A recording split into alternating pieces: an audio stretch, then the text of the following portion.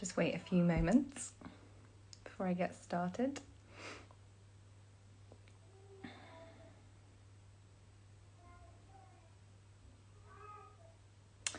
So today we are going to be talking about yoga for healing, which is a topic that is very close to my heart. It is what I am basing my whole teaching around. But I thought it was important and significant today to share some of a little bit of my journey with you and how I've used yoga and the benefits that I've found, and also some poses that you can then take on board yourselves and use at those times that you really need them. So we're going to go back in time to begin with to the ancient texts of yoga back in the Vedic period, which is 2,000-3,000 years ago, so a long old time ago. And one of the foremost ancient texts was Patanjali's Yoga Sutras, and sutras mean threads. And one of the first, in fact, I think it's actually the second thread in the whole book gives the goal of yoga, which is to be the restraint of the modifications of the mind, which essentially is the essence of what all yoga is about. Yoga believes that by moving inwards, and to do that, they say to practice the holistic practice of yoga, which in today's world we see as Ashtanga. Ashtanga means 8 limbs. So there are 8 limbs to yoga, and as you go through those limbs, you essentially are moving from the outside in. Asanas, postures, are one of those limbs. They actually precede pranayama, which is breathing, and then meditation. So asanas essentially are preparing and helping you to bring your focus inwards, to quieten your mind, and most importantly, to heal, because what yoga talks about is by going inwards, you're freeing yourself. And they talk about freeing yourself of ills, but those ills are, as they see, noise and external noise, but also disease, but also impressions. They call them impressions and memories, and those impressions and memories are stresses and traumas and life's experience that are quite literally imprinted on our body and mind. So moving from the ancient to present day, if you were listening to me last week, I referenced a book called Body Keeps the Score when I was talking to Flick. And that book is a book that I reference again and again and again. It's all in the title, The Body Keeps the Score. It's an author, Bessel van der Kolk. I highly recommend it. I'm sure I'll reference it again. But what I find fascinating between the ancient yogic science and the modern day science is front and center of both of them is the belief and understanding, and now the science behind it, or the modern day science, that in order to be at one with ourselves, at peace with ourselves, at one with ourselves and nature, to be healed, we need to process. We have to process the stresses, the traumas, the ills that have got us to where we are in a place where we need to heal, if that makes sense. So yoga specifically here, I mean asanas, the postures, the pranayama, the breathing, and the meditation. So those 3 things together, they anchor the mind to the body. They allow us and teach us to go inwards, but with a very compassionate lens, which is very important. And by enabling us and bringing us, our mind and body, into the present, it helps us to be in a very safe place. And once our mind and body is in a very safe place where it feels at rest and it feels that there is no threat, it is at that point that our body and mind is better able to process difficult emotions, stresses, traumas, those imprints on our bodies and mind. Essentially, that healing process can begin. Yoga also helps us to become more self-aware. Again, it's that connection between the mind and body. It gives us a sense of control. And as I talked about last week, it changes the structure of our brain. So it helps us allow this part of our brain, our rational brain, to have more influence over our limbic, our older, our emotional brain, So again, this all helps with the healing process, that this part of our brain can start talking better to this part of our brain.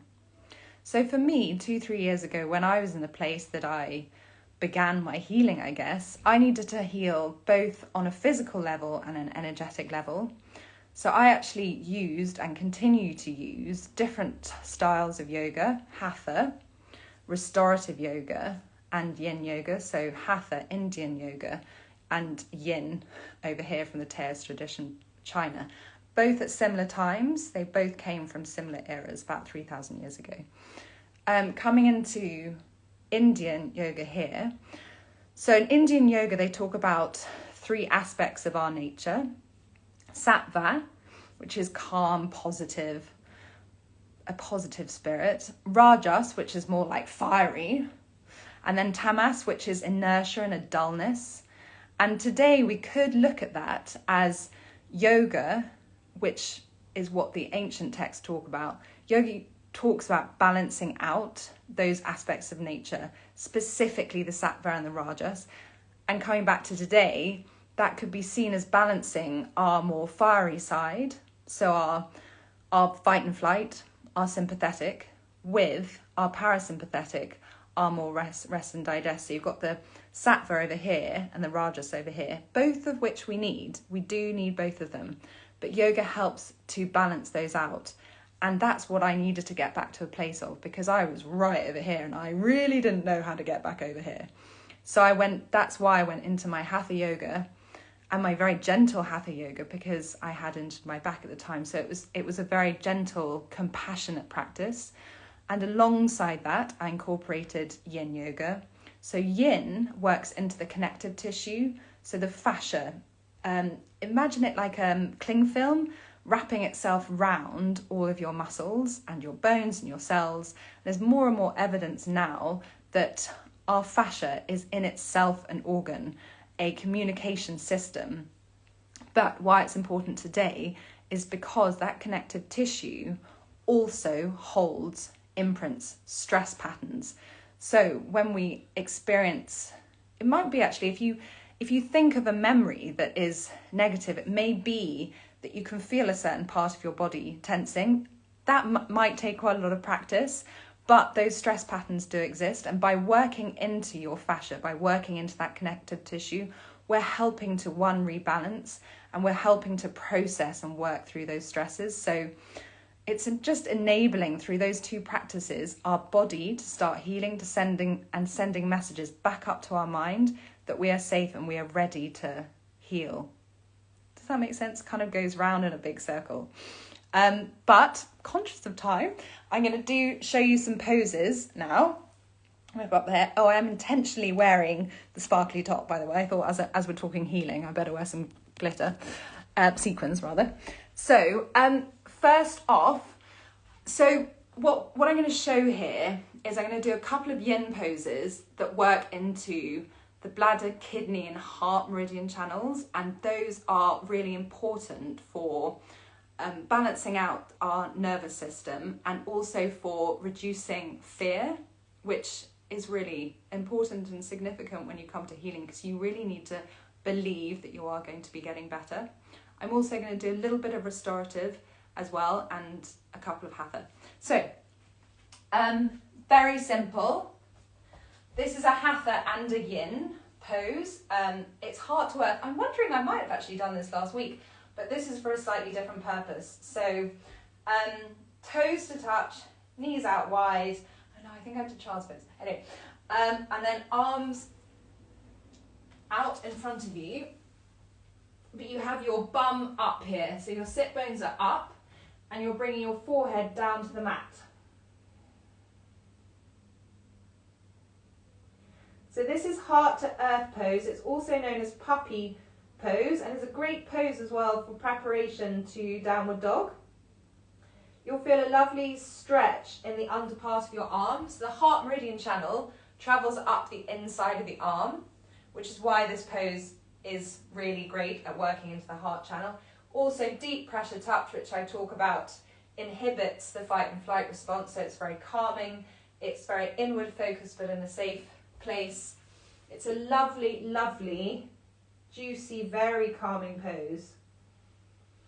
And it's a lovely opportunity as well to bring your focus in onto your breath. I'm not going to stay in any of these for very long because we have a limited amount of time. Also, just a quickie, this inner part of your wrist, so this bone here, so this is the source of the heart meridian line and is very calming. So if you're feeling in a place of then if you just think of a happy thought, a happy memory, you can anchor it to this point and just use that point as somewhere that you can tap or massage or put an essential oil on to calm you. So that's, just a little quick thought there. So next one we are going to do is, great name, Bananasana.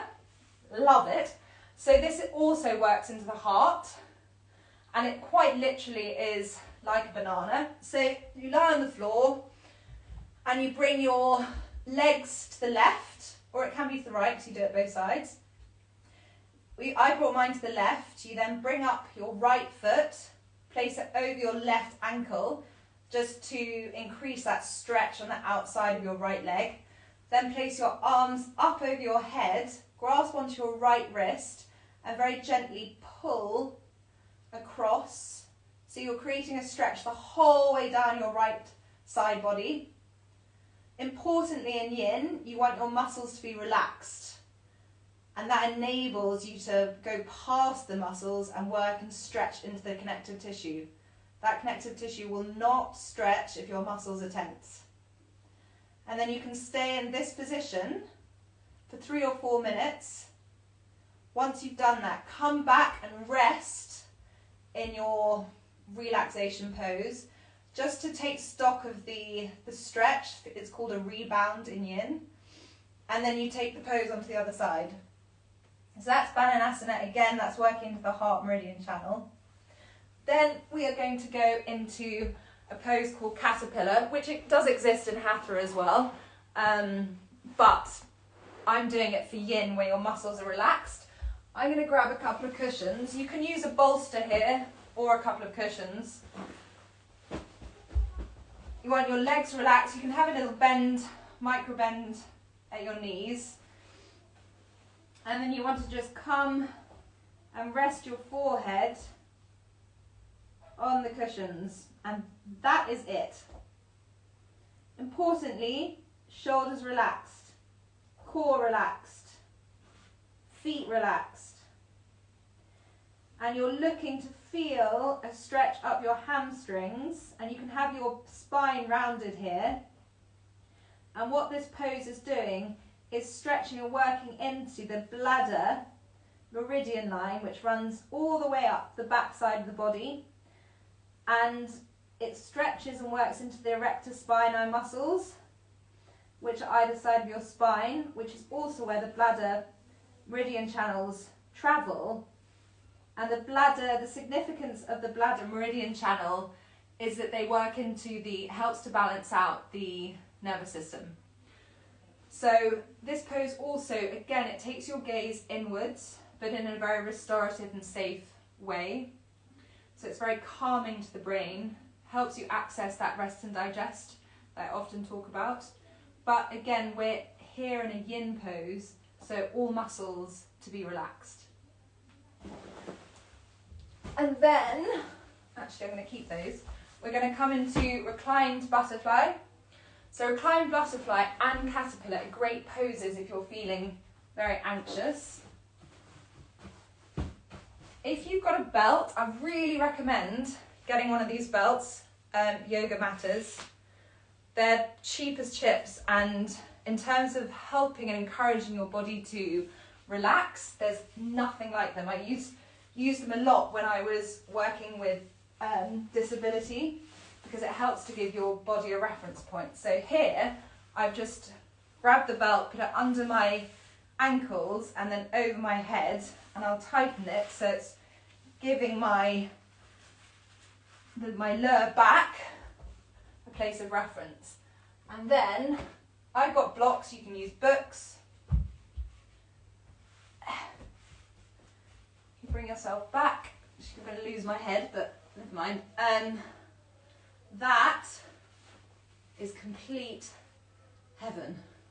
So blocks or books, just taking the weight off your knees.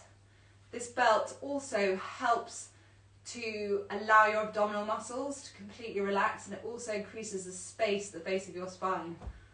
And it's just wonderful. So that is Reclined Butterfly. You can change it slightly to have a cushion under your base of your spine, so it becomes more into a chest opener.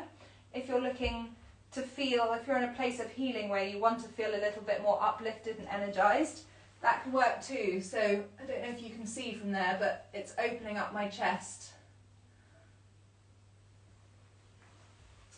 And then finally, centering breath. So next week, I've actually got someone who's going to be talking about pranayama for immunity. He's the teacher who's running my teacher training that I'm doing in the spring. So I did a course with him last term, before Christmas. And he's just the most wonderful teacher. So I'm intentionally not going to do much pranayama because he's going to be talking about that. But centering breath is a breath practice, and you can do it by, I'm not going to lie down now so you can hear me properly, but so you lie down on your back. You can lie as though you're in Shavasana. So you have your legs out wide, your arms down by your side, or you can have your left hand on your chest, your right hand on your belly. And all it is, very simply, you close your eyes, you take a deep inhale in through the nose, and a deep, long, focused exhale out through the nose. And then that will immediately anchor mind to body, bring your focus inwards, and then take some just normal breath cycles. Maybe count about 10 of them, just allowing your breath to be, so you're not forcing it, and just allow your mind to listen in. Quite literally allowing your breath to center you, so you're bringing yourself inwards. You're imagining that airflow going in and flowing out.